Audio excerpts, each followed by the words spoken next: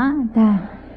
तो हर जगह, हर वक्ता, हर स्थान पे बस ये सत्संग में जो निचोड़ की बात करें तो वो यही है कि इस गुरु को, इस निरंकार को पाया जा सकता है।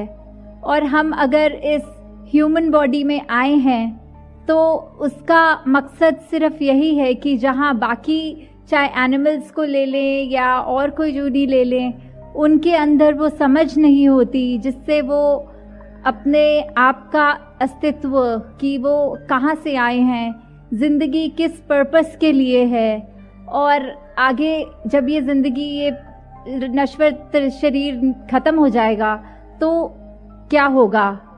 तो ये सब जो है, ये हम चाहे कोई भी पुराने शास्त्रों को उठा लें या अपने दिमाग से भी अगर लॉजिकली एनालाइज करके देखें तो यही पता लगता है कि इसी का जो परमात्मा रूप है, ये जो एंडलेस है, ये कतरे कतरे में है, और हम जो आत्मा हैं वो उसी की अंश हैं। तो अगर हम इस ज़िंदगी में जीते जीते ही इस निरंकार का असली रूप पहचान सकें, ये वही ब्रह्म ज्ञान है जो कुरुक्षेत्र के मैदान में श्री कृष्ण जी को मिला। ये वही ब्रह्म ज्ञान है जो रविदास जी, कबीर जी, मीराबाई जी, तुकाराम जी इत्यादि बहुत ही संत हैं हिंदुस्तान में भी और बाहर भी, जिनके नाम गिनने पे आए तो ख़त्म हो जाएगा समय। तो वो सबके जीवन में ऐसा ये क्या था जो उनको बाकी इंसानों से अलग ही थोड़ा सा ऊपर एलिवेटेड, श्रेष्ठ माना जाता था। हाँ जी। இந்த பொங்கல் நல்வாழ்த்து கொடுத்து மாதாஜி என்ன சொல்கிறாங்கன்னா, இந்த லீவான நாள்லேயும் உங்களுக்கு விடுமுறையான நாள்லேயும் நீங்கள் எல்லோரும் வீட்டில் இருந்திருக்கலாம், இல்லாட்டி நண்பர்களோட உங்கள் டைம் ஸ்பெண்ட் பண்ணியிருக்கலாம். ஆனால் நீங்கள் வந்து சத்சங் ரூபத்தில் இதை கொண்டாடணும்னு விரும்பினீங்க. இங்கே வந்ததில் எனக்கு ரொம்ப சந்தோஷம். அதே போல் மாதாஜி சொன்னாங்க, மகாபுருஷர் ஒரு வருடமும் சென்னை வரணும்னு கேட்டாங்க. ஆனால் இந்த வருடத்துலேயே இது 2வது முறை சென்னை தமிழ்நாடு வரா மாதிரி இருக்குன்னு சொன்னாங்க. அதே போல் சாத்சங்கத்து இந்த சத்சங்கம் வரதுக்கு ஒரு முக்கியமான காரணம் என்னென்னா, குரு நிரங்கார் என்கின்ற இந்த பரம்பொருளை தெரிஞ்சுக்கிறதுக்கு தான் சாத்சங்கத். இப்போ மற்ற ஜீவனங்கள்லாம் பார்த்தோன்னா, இந்த மிருகங்கள்லாம் பார்த்தோன்னா, அவங்களுக்கும் இந்த மனிதர்களுக்கும் இருக்கிற ஒரே வித்தியாசம் என்னென்னா, நம்மளால் புரிஞ்சுக்க முடியும், நம்மளால் உணர முடியும். அதே உணர்ச்சி வச்சு தான் இந்த நிரங்கார், இந்த பரம்பொருள், எல்லோருக்குள்ளேயும் இருக்கிற இந்த பரம்பொருள், ஒரு பொருளுக்குள்ளேயும் இருக்கிற இந்த நிரங்காரை உணர்ந்து நம்ம வாழ்க்கையை வாழணும். அதே போல் தான் சாத்சங்கத் இதே ஞானத்தை தான் குருக்ஷேத்திரத்தில் அர்ஜுனனுக்கும், அதே போல் ரவிதாஸ் ஜி, மீராஜி மற்றும் பல சந்துக்கும் குரு கொடுத்துருக்காரு. இந்த ஞானம் இருந்ததுனால தான் அவங்க வாழ்க்கை வித்தியாசமாகவும் ரொம்ப அழகாகவும் இருந்ததுன்னு மாதாஜி சொல்ல வராங்க जी। जिस तरह ये देखा जाता है कि अगर अभी जिक्र भी जिस तरह हुआ कि एक अंधकार रूपी कमरा है, तो उसमें चाहे कितना भी घना अंधेरा हो, सिर्फ एक छोटी सी कैंडल लाइट, एक वो छोटी सी आग इतनी रोशनी कर देगी, एक दीप इतना रोशनी कर देगा कि वो सालों साल का घना अंधेरा एक क्षण में जिस तरह वो अंधेरा नहीं रह जाता, वो उजाले का संग कर लेता है। तो इसलिए वो सब कुछ साफ साफ नज़र आने लगता है।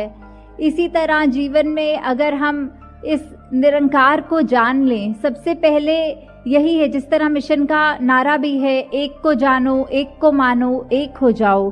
तो ये एक क्या है?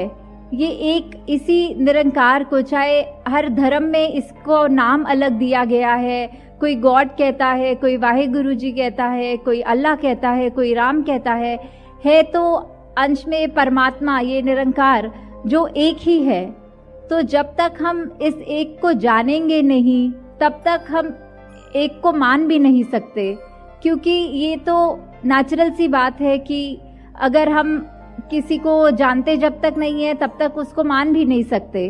तो एक बार इसको जानना, इस ब्रह्म ज्ञान की प्राप्ति करनी ही सबसे ज़रूरी है, तभी हम मान भी पाएंगे और अंत में एक हो जाएंगे कि इस एक में ही एक में खो जाएंगे।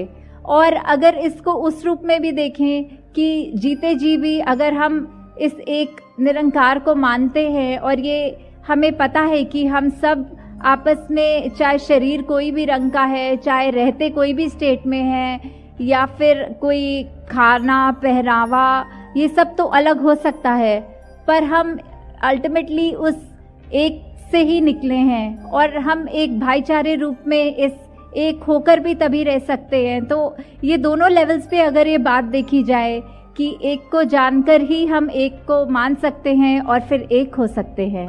हाँ जी। ஒரு வீட்டில் இருட்டு எவ்வளோ இருட்டு இருந்தாலும் எவ்வளோ வருஷங்களாக இருட்டு இருந்தாலும் ஒரு சின்ன தீபம் ஏற்றிடுறதுல பல வருடங்களான இருட்டு போயிடுது. அதே போல தான் சாட்சங்கிறது இந்த நிரங்காரோட ஞான். அதே போல தான் இந்த பிரம்மஞானம். இந்த பிரம்மஞானம் நமக்கு எப்போ கிடைக்கிறதோ நம்ம வாழ்க்கையில் இருக்கிற எல்லா விதமான இருட்டும் போயிடும். இந்த பிரம்மஞானத்தை எடுக்கும்போது அந்த மிஷனில் சொல்கிற மாதிரி சாட்சங்கிறது ஒன்றை அறிந்து அந்த ஒன்றை புரிந்து சாட்சங்கிறது ஒன்றை அறிவது ஒன்று, அதுக்கப்புறம் அதை புரியுது. அறிந்தால் மட்டும்தான் அதை புரிஞ்சுக்க முடியும். அதை புரிஞ்சதுக்கப்புறம் இந்த ஒன்றாவே ஆயிட வேண்டியது சாட்சங்கத். அதுதான் சாட்சங்கத் நம்ம எல்லாருமே செய்யணும். நமக்கு எப்போ இந்த விஷயம் தெரிஞ்சிருச்சோ, இந்த உடை, நம்ம சாப்பிட்றது, இதெல்லாம் பார்த்து நம்ம ஒருத்தருக்கு ஒருத்தர் வேறுபாடு வச்சுக்க மாட்டோம். இந்த வேறுபாடெல்லாம் தாண்டி நம்ம மனித வாழ்க்கையை வாழ்வோம் சாட்சங்கத். அப்பொழுதுதான் சாட்சங்கத் இந்த கடவுளை அறிஞ்சாதான் சாட்சங்கத் நம்மளால இந்த கடவுளை வேண்ட முடியும்னு மாதாஜி சொல்றாங்க जी। जिस तरह हम बचपन से ही ये उदाहरण भी सुनते आए हैं कि और कॉमन सेंस वाइज भी अगर हम सोच के देखें कि एक पानी को अगर हमने उबालना है तो हमें क्या क्या वस्तुएं चाहिए होंगी। हमें जल चाहिए होगा, हमें गैस या लकड़ी चाहिए होगी, और आग चाहिए होगी, और सबसे ज़रूरी चीज़ एक वेसल चाहिए होगी जिसमें हम वो पानी को डालेंगे।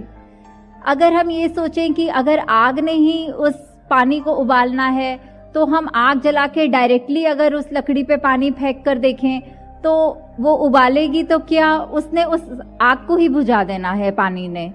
तो ये जो एक कंटेनर है जिसमें हम पानी डालते हैं और फिर आग का इस्तेमाल करते हुए हम देखते हैं कि कैसे वो पानी उबल रहा है, तो ये जो कंटेनर, जो मीडियम है उस पानी को होल्ड करने का, वो ही बहुत ही महत्वपूर्ण बात है इसमें पूरे में गौर करने वाली, कि किस तरह एक कंटेनर की वजह से ही हम पानी को एक जगह पर रखकर और उसको उबालकर उसकी देख सकते हैं कि कैसे हो रहा है।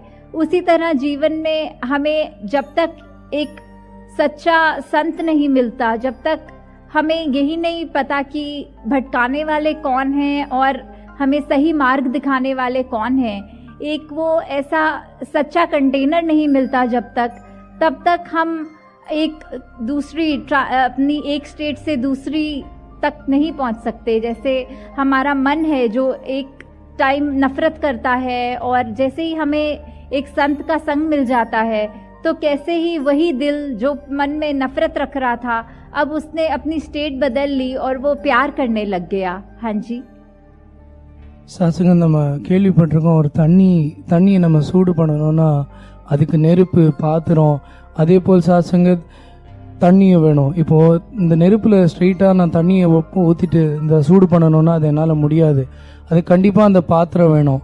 அந்த பாத்திரம் எவ்வளோ முக்கியமான ஒரு விஷயம் அந்த இடத்துல. அதே போல் தான் சாசங்க நம்ம வாழ்க்கையில் பல நண்பர்கள், பல ஆட்கள் நம்ம வாழ்க்கையில் வராங்க. ரொம்ப முக்கியமான ஒரு பாத்திரம் என்னென்னா அந்த மாபுருஷர். நம்ம ஒரு மாபுருஷரை பார்த்து சந்திச்சதுக்கு அப்புறம் தான் இந்த உண்மை என்னங்கிற விஷயம் நமக்கு தெரியும். அவங்க தான் நம்மளை இங்கே கூட்டிகிட்டு வருவாங்க. அதுக்கப்புறம் தான் நம்ம இந்த உண்மையை புரிஞ்சுக்க முடியும்னு மாதாஜி சொல்கிறாங்க जी। जिस तरह अभी इस सत्संग के रूप में आप सब इतनी मर्यादा में बैठे हैं, इतने अपने उस कंडक्ट में बैठे हैं कि हम ध्यान से जो भी बातें आ रही हैं उसको सुन भी रहे हैं, उसको ग्रहण करके, पर बात सिर्फ वो नहीं है कि सत्संग का जो रूप है वो यहाँ पे सीमित हो जाएगा। इसके बाद जब हमने घरों को जाना है तो क्या जो आज यहाँ पे सीखा वो हम अपने जीवन में इम्प्लीमेंट कर रहे हैं कि नहीं, ये हर एक को इधर आए आज ये सोचना है कि किस तरह ना कि सिर्फ बस सुने ही, पर अपने मन में वो अच्छी बातों को डाल लें ताकि जो जीवन है आगे चलने वाला वो अंधकार में ना रहे। जिस तरह कहा भी है कि तिमिर गयो रवि देखते, कि किस तरह जैसे ही एक सूरज आता है तो अंधेरा चला जाता है। वही बात जैसे दासी कुछ देर पहले भी इसी टॉपिक पे बात कर रहे थे कि ये ऐसे ही होता है जब यहाँ आकर संतों की इतनी इनलाइटेंड बातें सुनते हैं, उनको अपने मन में बसाते हैं, तो जीवन भी हम निरंकार की कृपा से ऐसा ही अपना कायम करें कि हर कोई हमारे जीवन में इस तरह ये स्पार्क देखे और बोले कि इस व्यक्ति का जीवन बाकियों के जीवन से अलग क्यों है। तो निरंकार कृपा करे कि आप सबको जिस तरह ये दर मिला है, आप सब अपने जीवन में औरों को भी उस तरह प्रभावित करें कि किस तरह हम नैरो माइंडेडनेस को छोड़ के एक ब्रॉडर विजन रखें, हर चीज़ में विशालता रहे, नम्रता रहे, और ये गुण जो भी हम शुरू से सुनते हैं बचपन से कि